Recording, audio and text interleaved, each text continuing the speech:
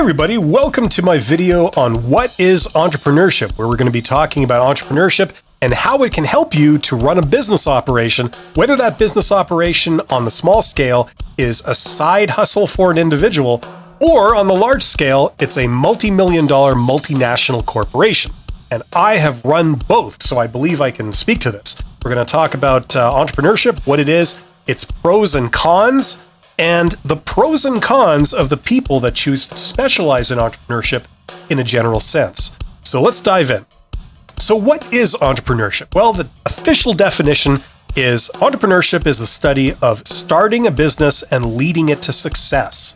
There are many specific definitions of entrepreneurship. There's no one standard. Some tend to focus on the fact that if you are going to start a business, then that involves the entrepreneur, the person, taking on personal risk, usually financial risk.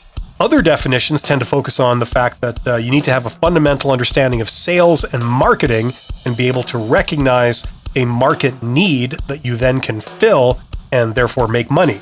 So there's all kinds of definitions of it.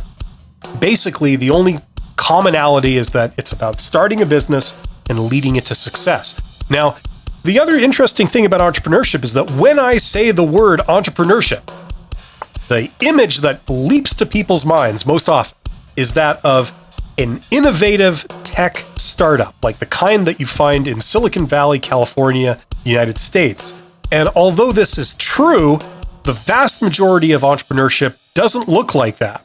It also includes small business and franchising and a bunch of other things, and that tends to be the bulk of entrepreneurship that we find out in the real world, and not innovative tech startups designing apps for phones and things like this. Now, let me give you an example. If I say the word restaurant, a lot of people, they have this image in their head of a really fancy restaurant that serves some of the best food in the world for hundreds of dollars a plate. And although you do get those types of restaurants, the vast majority of the restaurants out there don't look like that. It includes fast food joints and all kinds of other things. So that's just what entrepreneurship is. Everybody always thinks of the fancy restaurant when reality is that most restaurants look more like fast food joints than they do that fancy restaurant. So same with entrepreneurship.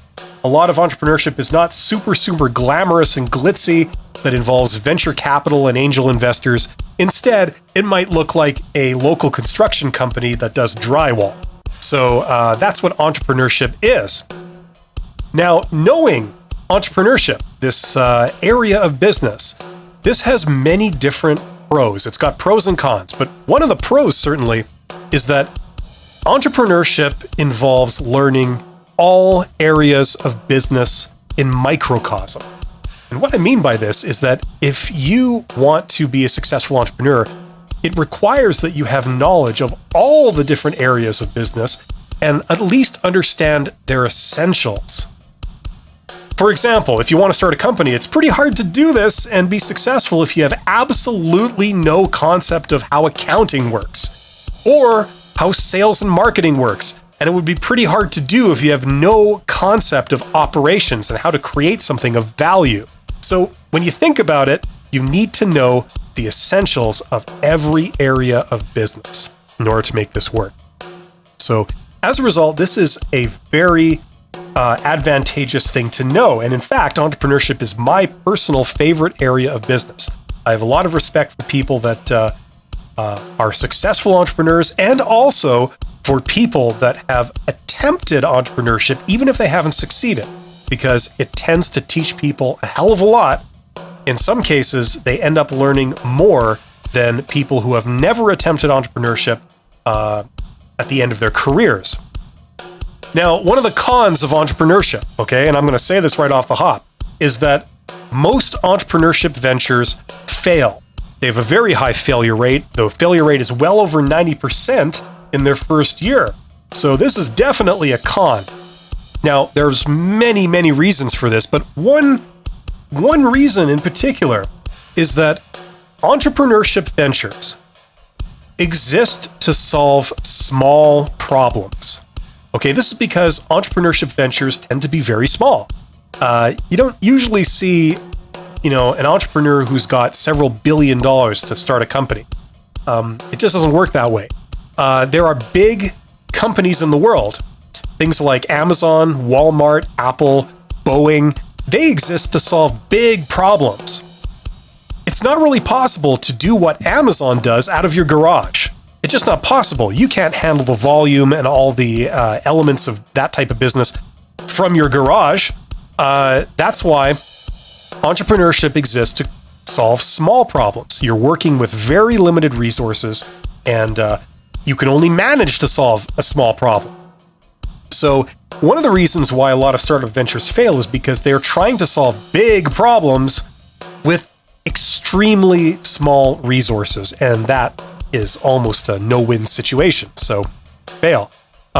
So those are some of the cons. You can't solve big business problems with entrepreneurship. You can only solve small problems. Now, let's talk about the people who choose to specialize in entrepreneurship. Okay, these people are called entrepreneurs or startup founders if they're doing more of a tech startup, innovative tech type company. Entrepreneurs, generally speaking, they've got some pros and cons, and one of their pros certainly is that these people tend to understand the essentials of business. Let me explain. Imagine a mid-sized company, maybe a company that you might work in, and that company probably has several hundred employees working and doing various jobs, and that company, that organization might have hundreds of thousands of elements to it. Well, what elements are the handful that are essential, are the ones that directly lead to making the money? Now, this sounds pretty simple, but actually very few people can recognize this. And most of the people that can are entrepreneurs. They can look at that business, they can look at the hundreds of thousands of elements and know which ones are the essential ones, where to find them, and how to recognize them when they see them. That's something that most people can't do, especially if you work in the company. It's an interesting aspect of human nature where we tend to overemphasize our own importance and overestimate it, and tend to underestimate the importance of others. And if we work as a small cog in a big machine, we tend to know our little piece of the puzzle, but we don't understand how it relates to everything else, how it fits together, and what elements are important. So entrepreneurs can see right through that in a second, and that gives them a very clear advantage. However, they do have several cons, generally speaking. People that tend to be entrepreneurs, how can I put this? A lot of them succeed, but they have no formal business training.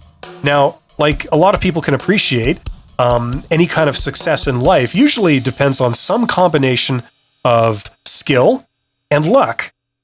And the problem is that if you have no real formal training and therefore less skill, a lot of the success you encounter tends to depend more on luck. It depends more on timing and being at the right place at the right time, and things like this. So as a result, and I'm coming from the perspective of someone that has been an entrepreneur and that has been an entrepreneur mentor and has worked with hundreds of entrepreneurs, I believe I can say this, and that is that the entrepreneurs who succeed while having no formal business training, a lot of times their success is based inordinately on luck. They were just lucky. And so a common aspect of these people is that after making some good business decisions and finding success, they then make a series of bad business decisions that leads to failure. They can't recreate the success. And my personal opinion is that that's simply because a lot of their initial success was based more on luck than on skill. So this is a sort of intellectual trap that I've noticed a lot of entrepreneurs fall into, and where a lot of arrogance can appear. So that's definitely a con, generally speaking, of successful entrepreneurs as people. So I hope you found this interesting. Thank you very much for listening this long. You guys are awesome, and I hope you will join me on the next video in this series. Take care.